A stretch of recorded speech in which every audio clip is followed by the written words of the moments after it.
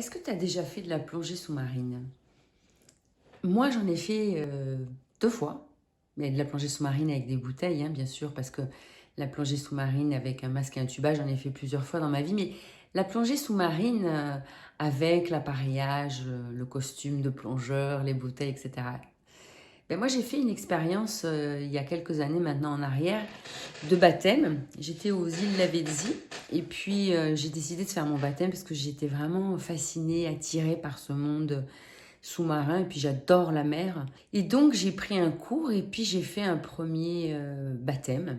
Et là, quand tu pars, donc là c'était à Bonifacio, c'était situé aux îles Lavezzi qui sont extraordinaires. L'eau est pure, l'eau est claire, elle est translucide.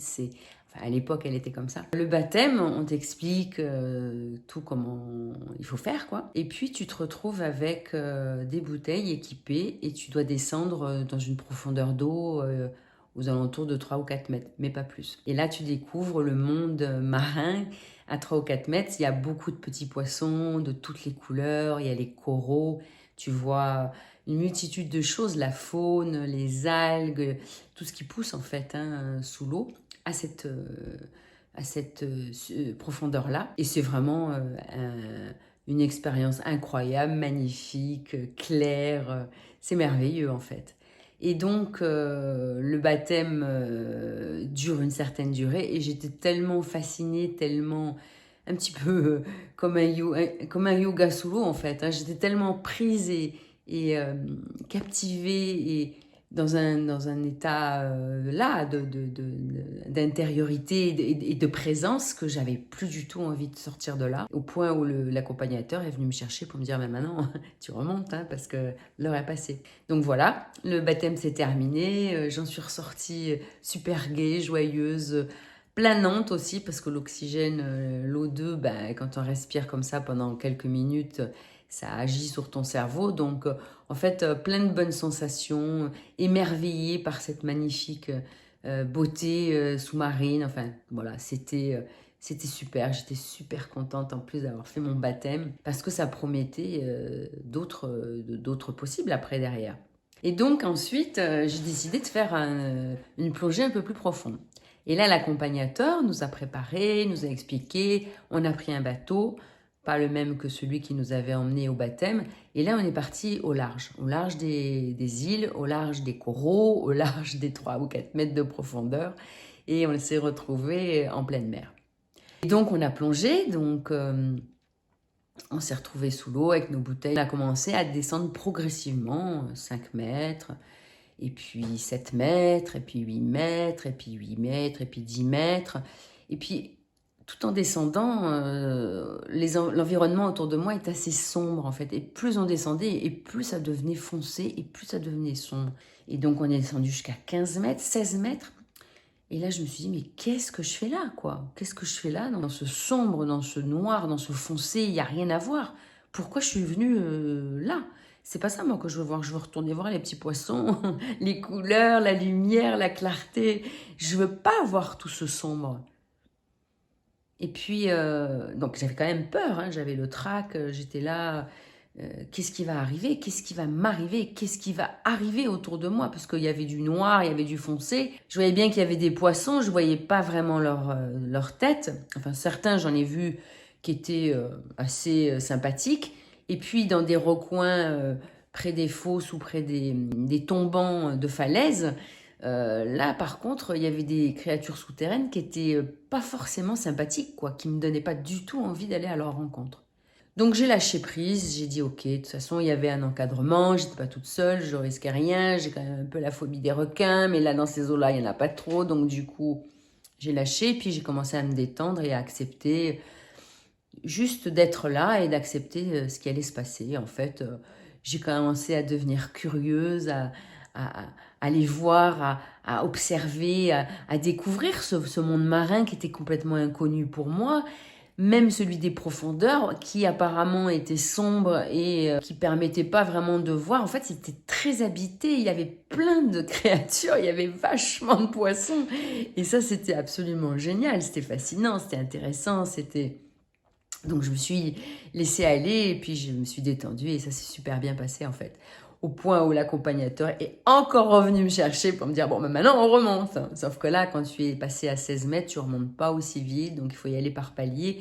Mais ça s'est très très bien passé, ça s'est bien terminé. Et en fait, même si j'avais peur, même si j'avais le trouillomètre, même si j'avais pas confiance, en fin de compte, j'ai découvert un monde différent, un monde inconnu avec ses spécificités, avec ses créatures, sa faune, enfin tout ce qui vivait là. Et en fait, c'était tout aussi intéressant et passionnant que les petits poissons de la surface. Même, je dirais même plus intéressant parce que du coup, il y avait beaucoup plus de choses cachées. Donc du coup, ça a attiré la curiosité et ça donnait envie d'aller encore plus en profondeur en fait. Et en fait, je crois que c'est ça aussi, c'est que ça donne encore plus envie d'aller en profondeur. Quand tu viens toucher et voir que ben là, c'est possible, finalement, c'est tranquille, bon, tu découvres des choses, bien sûr, des choses qui sont agréables, des choses qui le sont moins, mais c'est ok. Et en même temps, tu fais ta traversée, et puis après, tu te dis, bah, ok, j'ai fait celle-là, donc maintenant, j'ai envie d'aller sous un palier plus profond. Donc, et en fait, si je te raconte cette histoire, c'est parce que ça fait parallèle avec ma vie. Ma vie est mon chemin de développement personnel, mon chemin de thérapie, mon chemin de découverte de qui je suis, mon chemin de reconnexion à qui je suis. Et je le compare en fait à mes débuts, quand j'étais sur le chemin, j'avais 18 ans ou 20 ans et j'ai fait toutes sortes de thérapies, on va dire, de l'art-thérapie, de l'astrologie, enfin, j'ai suivi plein de monde. J'ai fait pas mal de découvertes sur moi. J'ai commencé à me connecter à qui je suis. Et c'était super parce que il y avait cet appel en moi qui était là, qui disait mais waouh, mais qui je suis, qu'est-ce que je veux, pourquoi je suis sur Terre, c'est quoi ma mission. Et en fait, tout ce chemin-là avec tous ces enseignants spirituels, ça m'a permis de déjà prendre un premier contact avec des parts de qui je suis, avec la personnalité, avec l'ego, avec d'autres dimensions plus souterraines et plus cachées. Mais là, attends, c'est pas le moment, je vais pas y aller tout de suite, là, c'est pas l'heure. Continuer mon chemin, j'ai eu un maître spirituel pendant 15 ans avec qui j'ai vraiment fait la connexion avec le profond, le cœur, la méditation, enfin voilà. Tout un chemin, un très beau chemin d'ailleurs, dont je suis vraiment infiniment reconnaissante. Et un jour, j'ai vraiment eu un appel beaucoup plus fort parce que là, je voyais bien qu'il y avait des choses dans lesquelles j'étais embutée, quoi. Un petit peu comme quand tu tapes contre le mur et que tu vois pas comment tu vas pouvoir passer, comment tu vas faire, parce que de toute façon, il y a un mur. Donc, s'il y a un mur, tu peux pas avancer. Là, j'ai commencé à ressentir cet appel de plus en plus fort, à aller connecter véritablement. C'est quoi qui bloque, c'est quoi qui m'empêche d'avancer. Donc là, j'ai commencé à faire des thérapies, mais des thérapies, on va dire, des profondeurs. C'est pour ça que je fais l'analogie avec la plongée, comme tu as pu le comprendre, parce que vraiment, là, j'ai commencé à aller connecter mes parts d'ombre. Et ces parts d'ombre, j'avais pas envie de les voir, hein. Moi, j'étais bien avec la description de Valérie, infirmière, qui s'occupe des autres, dans le don de soi, dans le développement personnel, qui cherche, etc. C'était que, waouh, super, elle est sympa, cette nana. Et puis, en fin de compte, quand j'ai découvert les parts les plus sombres, là, déjà, on commence à voir que, ben oui, elle est sympa, d'accord, sur certains plans, mais sur d'autres, moins. Ces blessures, et qu'est-ce que ça cache, et qu'est-ce que ça masque, et qu'est-ce ces comportements que tu donnes à voir et que tu donnes à vivre aux autres, finalement, dans la relation, souvent, c'est un des premiers maîtres, hein, pour moi, enseignant la relation. Et ben, qu'est-ce que ça te montre de toi? Qu'est-ce que tu vis? Pourquoi tu vis ça?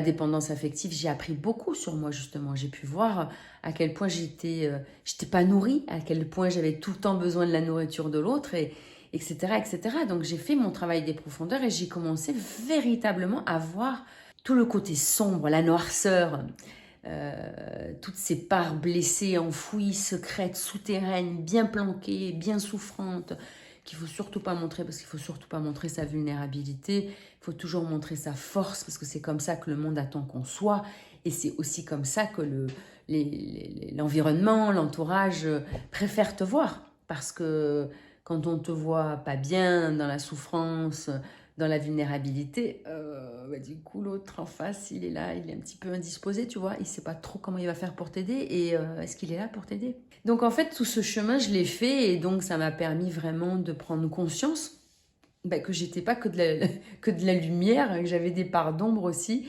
et que ces parts d'ombre, elles étaient là enfouies, elles avaient une raison d'être, elles étaient là, elles existantes parce elles avaient participé à ce chemin de vie, elles avaient participé à la compréhension du monde et des relations que j'avais pu avoir. Et du coup, aujourd'hui, elles se montraient quand j'allais déconnecter. Et à ce moment-là, je pouvais voir que ouais, j'avais fait fausse route quand même, quoi. Là, je m'étais un petit peu trompée, quoi. J'avais vraiment des compréhensions et des perceptions complètement erronées et que c'est aussi pour ça que j'avais la tête dans le mur parce que je pouvais pas avancer vu que ma perception du monde, elle était inhérente au fait que j'avais emmagasiné dans ma mémoire des souffrances et des blessures parce qu'à des moments précis de ma vie, souvent dans l'enfance, j'avais compris ou cru comprendre que c'était ça la vérité, que c'était ça la vie, que c'était ça mon chemin, que c'était ça qui j'étais.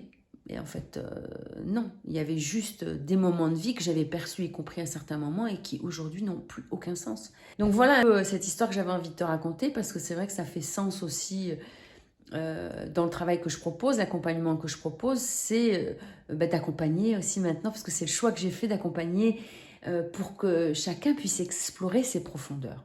Pas que ses parts de lumière, et ses profondeurs aussi, et puis ses parts de sombritude aussi. Parce que c'est là qu'on va trouver des pépites pour nous libérer, des pépites pour voir clair, pour voir qui on est, pour se connaître, pour se comprendre, pour se réunifier dans tout ce que l'on est, ce côté de l'ombre et ce côté de la lumière. Parce que c'est ce qu'on est, c'est de ça qu'on est fait. Le diamant, il a plein de facettes, de toutes les couleurs, et on est un véritable diamant pur et merveilleux, mais en même temps, il y a des côtés qui sont plus sombres que d'autres dans le diamant. Il n'est pas translucide partout. Donc voilà, je te remercie de ton écoute et je t'espère